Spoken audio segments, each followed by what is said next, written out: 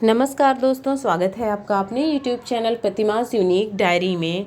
दोस्तों, इस वीडियो में महाशिवरात्रि में पूजा के लिए क्या क्या सामान की ज़रूरत पड़ेगी, घर पर पूजा कैसे करनी है, इसकी पूजा विधि चैनल पर वीडियो अपलोड कर दिया है, वहां से आप देख सकते हैं। और सामान हमको पूजा के लिए क्या क्या चाहिए होता है महाशिवरात्रि व्रत के लिए, वो पूरी सामग्री इस में आपको बताई जाएगी कि क्या क्या मुख्य सामान चाहिए होता है। चाहे आप मंदिर जाना चाहे, घर पे पूजा करना चाहिए, चाहे जब भी। तो इस बार 8 मार्च को शिवरात्रि का व्रत रखा जाएगा और शाम को पूजा की जाएगी प्रदोष काल के मुहूर्त में। इसमें जो सामान चाहिए वो है सबसे पहले हमको चाहिए होगी पूजा करने के लिए एक चौकी। आप चाहें तो अपने घर के मंदिर में भी ये पूजा कर सकते हैं।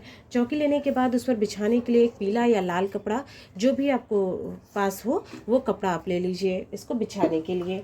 साथ ही साथ आपको भगवान भोलेनाथ की एक तस्वीर चाहिए होगी, उनके पूरे परिवार की फ़ोटो हो तो आप वो ले लीजिएगा। अगर आपके पास शिवलिंग है घर में तब आप शिवलिंग को भी रख सकते हैं, नहीं तो शिवलिंग की पूजा आप बाहर भी कर सकते हैं या मंदिर में भी कर सकते हैं। इस तरह से एक फ़ोटो ले लेना है आपको घर पे पूजा करने के लिए।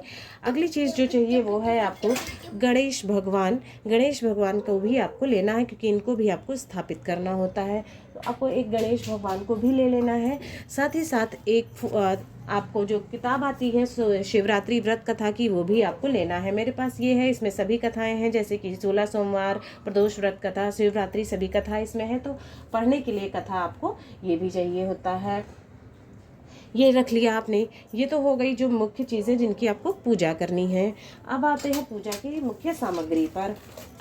पूजा की मुख्य सामग्री है, आप देख पा रहे हैं जो मुख्य चीज़ें हमको चाहिए होती हैं उसमें है, सबसे पहले तो आपको पूजा करने के लिए दीपक ले लेना है। 2 दिए रखना है। एक हम जो अखंड जलाएंगे उसके लिए आपको दीप कलश तैयार करेंगे उसके लिए, और एक आरती करने के लिए चाहिए होगा।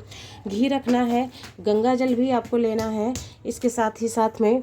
और अंत में आपको घी, रक्षा सूत्र, कलावा और रोली रखना है। सिंदूर गौरी माता को चढ़ाने के लिए रखना है, और साथ ही साथ में आपको पीला चंदन भी लेना है भगवान भोलेनाथ के लिए। इसके साथ कलश में डालने के लिए सुपारी, कमलगट्टा, सिक्का और भी जो मुख्य चीज़ें होती है, लौंग डालना चाहें तो वो भी आपको रखना है। आरती करने के लिए कपूर चाहिए होगा, दीपक के लिए बाती चाहिए होगी। साथ ही साथ में विवाह का समय है तो ये माना जाता है, तो आपको रंग यानी कि जो कलर खेले जाते हैं वो भी आपको लेना है। साथ ही साथ भांग अगर आपको मिल जाती है, या फिर भस्म भोलेनाथ को अति प्रिय है तो वो भी आपको रखना है। धूप बत्ती, माचिस और मंदिर की घंटी, ये चीज़ें रख लीजिएगा। जनेऊ लेना मत भूलिएगा, आपको जनेऊ भी लेना होगा चढ़ाने के लिए। साथ ही साथ में आपको रुद्राक्ष की माला अगर आपके घर में हो तो इसको भी पूजा जाता है, ये भी भगवान को चढ़ाया जाता है, तो वो रुद्राक्ष भी आपको ले लेना है। ये मुख्य रूप से छोटी छोटी जो पूजा की सामग्री है वो हैं जो हमको ज़रूरत पड़ने वाली है अपनी पूजा के समय पर। अब आपको भगवान का अभिषेक करने के लिए जो चीज़ों की ज़रूरत होगी वो है, थोड़ा सा दही आपको लेना होगा। दही के साथ साथ में आपको चाहिए होगा दूध, थोड़ा सा दूध ले लेना है। गंगा जल भी आपको लेना है अभिषेक करने के लिए, और साथ ही साथ में आपको लेना है शहद भी आपको रखना है अभिषेक करने के लिए।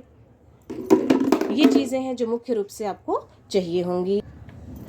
आप चाहें तो इनका एक साथ में मिला के पंचामृत तैयार कर सकते हैं, और नहीं तो आप अलग से भी इस तरह से अभिषेक कर सकते हैं। शिवलिंग है तो शिवलिंग को चढ़ाएंगे, नहीं तो इस तरह से प्रतीक के रूप में आपको चढ़ाने के लिए रखना होगा, या पार्थिव शिवलिंग जो भी आप बनाएंगे, इन चीज़ों की ज़रूरत आपको पड़ेगी।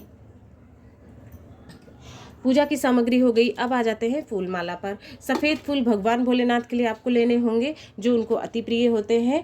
जिस भी तरह के बाकी फूल मिल जाए, गौरी माता के लिए लाल फूल मिल जाए तो शुभ है, नहीं तो कोई भी फूल मिल जाएगा। बेलपत्र इस तरह से ले लेने हैं आपको, और दूर्वा ले लेनी है गणेश भगवान के लिए। आम के पल्लव जो आप कलश स्थापित करेंगे, अगर आम के ना मिल पाए तो आपको अशोक के पत्ते ले लेने हैं इस तरह से, ठीक है। धतूरा अगर आपको मिल जाता है तो धतूरा भी ज़रूर रखिएगा इन चीज़ों की पूजा करने के लिए भगवान भोलेनाथ की। ये हो गया। अगली चीज़ जो है वो है, हमको चाहिए होगा अक्षत। थोड़ा सा ज़्यादा ले लेना है क्योंकि हम इन चावलों को कलश के ऊपर भी रखेंगे अक्षत को, साथ ही साथ में भगवान को चढ़ाने के लिए भी अक्षत चाहिए होगा पूजा में, थोड़ा सा अक्षत। तो ये चावल भी आपको लेना है।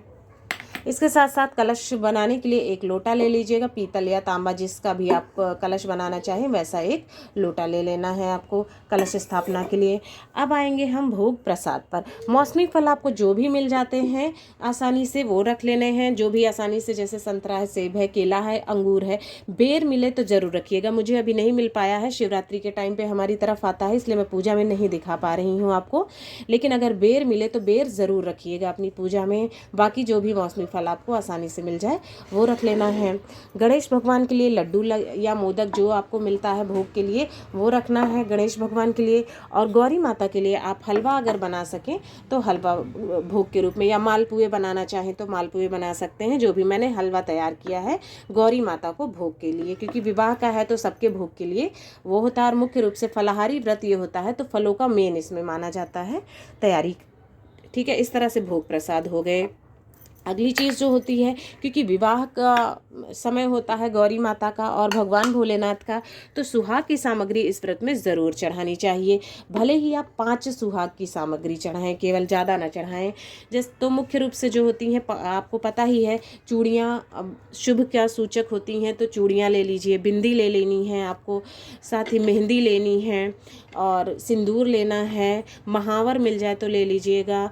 और ये नेल पेंट हो गया है बालों में लगाने के लिए, जो भी उसके अतिरिक्त लिपस्टिक है, जो भी अतिरिक्त सामान आप चाहें आप सभी चढ़ा सकती हैं, लेकिन मुख्य रूप से कम 5 सामान तो आप सुहाग के ज़रूर रख लीजिएगा। उसके अतिरिक्त जैसी आपकी श्रद्धा हो ये ज़रूर गौरी माता को आपको चढ़ाना है इस दिन प्रसाद के रूप में। और बाद में इसको आप चाहे तो दान भी किसी को कर सकती हैं या तो फिर खुद भी इस्तेमाल कर सकती हैं माता के प्रसाद के रूप में।